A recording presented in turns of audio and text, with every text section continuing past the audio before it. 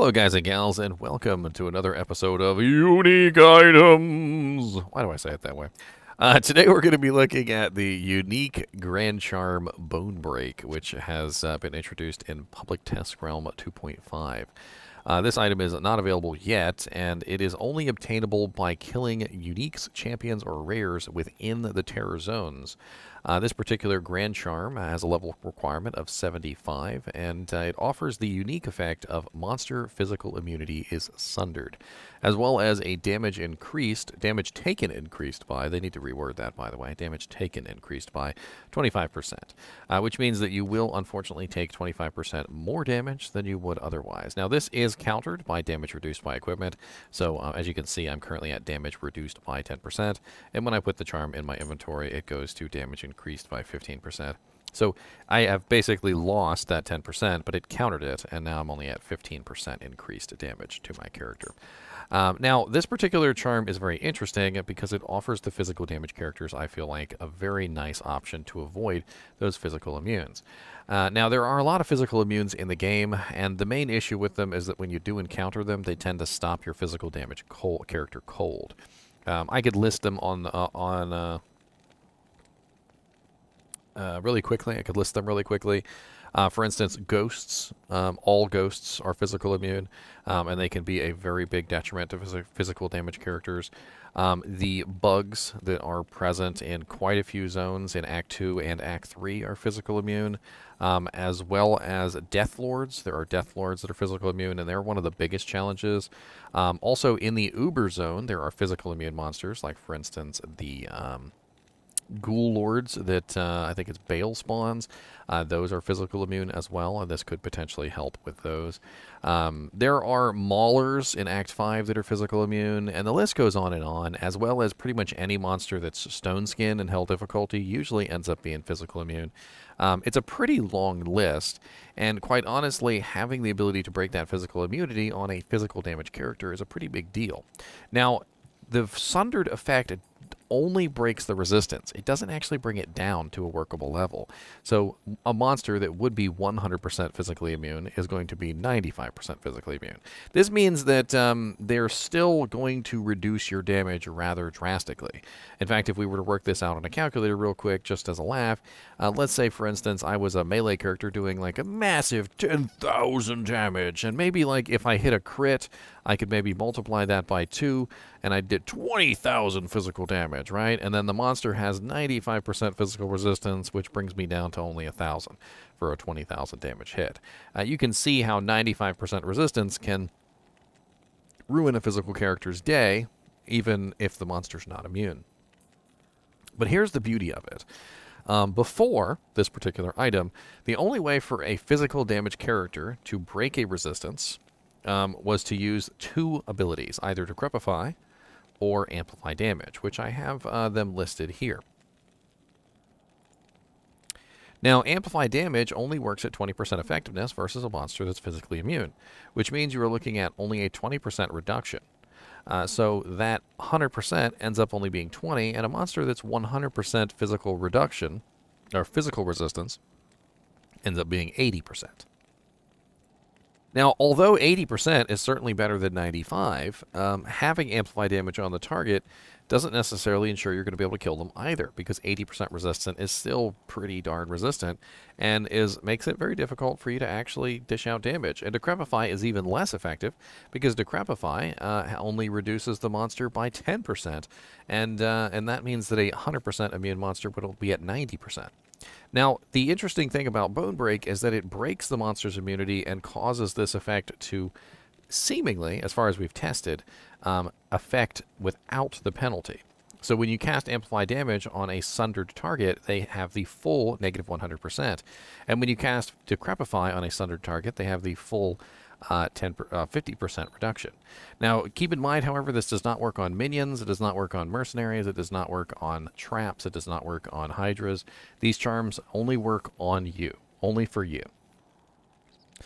But this means that a player who is utilizing Amplify Damage, where he could only bring a monster's resistance down to 80% at its maximum effectiveness, will now be able to bring down a monster to -5%, which is a pretty huge difference. Using Decrepify, also, we can bring a monster instead down to 90%, all the way down to a pretty massive, 55% physical resistance, which effectively makes it possible for physical damage characters to bypass physical resistance in a way that they were never capable of before. Now, granted, if you were a specific character, you could utilize alternative methods in the past, like one point in Berserk could be very interesting to kill some physical immunes, as well as Vengeance and things like that could be utilized to bypass some of these immunities. But they're kind of a slog, and building into multiple specs just to deal with the physical immune monsters is a little bit of a pain in the butt, and can sometimes cause some issues. So having the ability to break the immunities like this is definitely a very interesting one, and I think a lot of physical damage characters are going to be utilizing this. And let's talk about really quickly what physical damage characters could potentially utilize this item. And speaking of breaking immunities, let's talk really quickly about what items in particular you could utilize to achieve this goal. So for this purpose, I've actually brought up a couple windows on Amazon Basin. It's a pretty good website for looking this stuff up. And I've kind of figured out exactly what items you could potentially use to break resistances a little bit further on a physical damage character. So if you are a melee or ranged character, you are looking at Cranium Basher as a level 1 amp at 4% chance. Gavel of Pain is 1 per level 1 at 5% chance.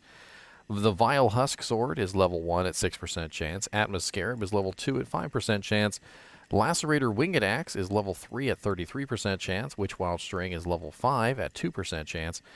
We have the Gavel of Pain has charges on it as well at level 8 with 3 charges.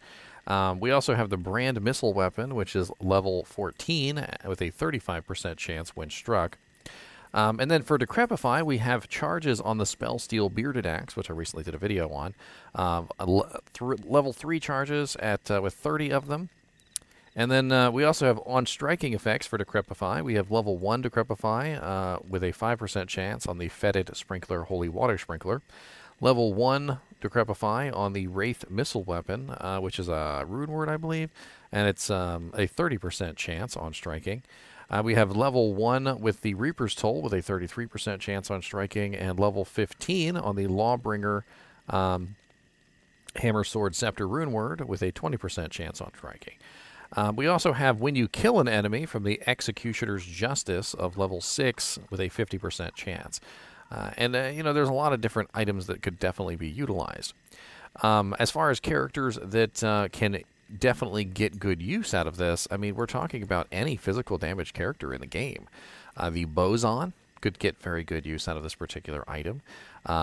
Physical Bosons definitely do have issues with physical immune monsters, and being able to break that physical immunity is certainly a very big boon to them. A Whirlwind Barbarian, a Concentrate Barbarian, a Bash Barbarian, a Frenzy Barbarian, a Double Swing Barbarian, a Throw Barbarian, all of these could get very good use out of physical immunity breaking. A Fury Druid, a Maul Bear, you know, a Hurricane Druid, a Fire Elemental Druid. I mean, the list seems to be almost endless. A Zeal Paladin, a Sacrifice Paladin, a Charge Paladin. There are so many characters that could definitely get good benefit out of utilizing an item like this that can break physical immunity. Now, the negative on this, which we really need to talk about, is a pretty big negative. Damage increased by 25% is a pretty massive increase. And granted, this can be countered by equipment, so if you're using things like a Storm Shield, Monarch Shield, Verdungo's String of Ears, Harlequin Crest Shaco, you know, Crown of Ages, so forth and so on, there's a lot of items in the game that have physical damage reduction, and they can potentially counter the Bone Break Charm. But if you're utilizing this, this does mean that to hit the 50% cap, you're going to have to overprotect yourself by 25%. So you're going to be looking at 75% total to counter the 25% reduction. Now, I have seen some blowback on this charm, people who are upset that they think it doesn't do enough for the physical damage characters. that there's not enough physical immunes in the game, but I really couldn't disagree more. Physical immunes for physical damage characters are a very big detriment to those characters. And more often than not, when a character comes across physical immune monsters, as a physical damage character, it completely halts their progress forward. I have played many physical damage characters like physical boson, physical zealers, physical druids, and having the ability to break a physical immunity would have made that so much easier. Blade Fury assassins can get very good use out of this as well.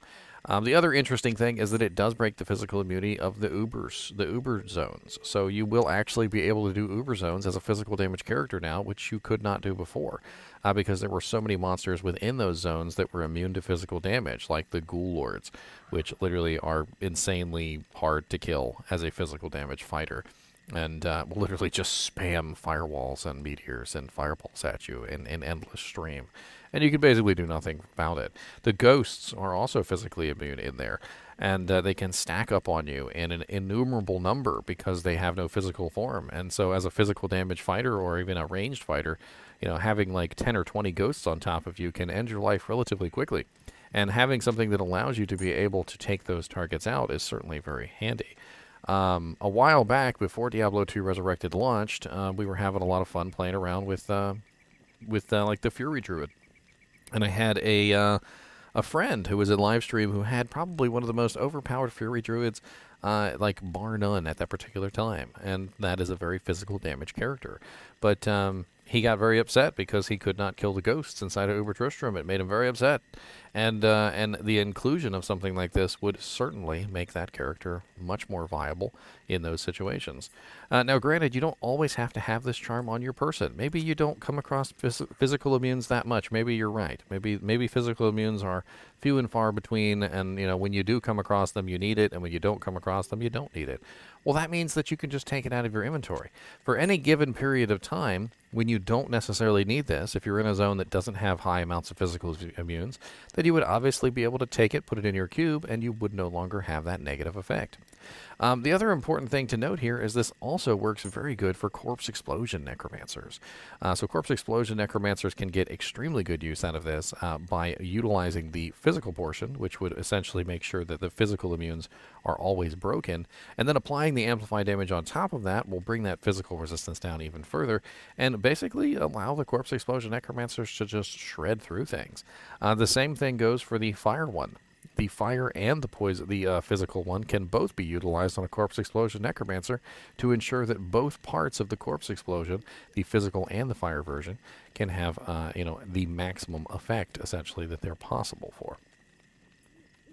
All in all, I definitely really like the Bone Break one, and as far as trade value is concerned, I would definitely rank this somewhere dead in the middle. Probably around the same tier as a Lightning or Fire, but above the Poison and below the Cold, of course. As always, I do appreciate you guys and gals watching my videos, even when I am breaking bones, and be sure to hit that subscribe button so that you can keep watching.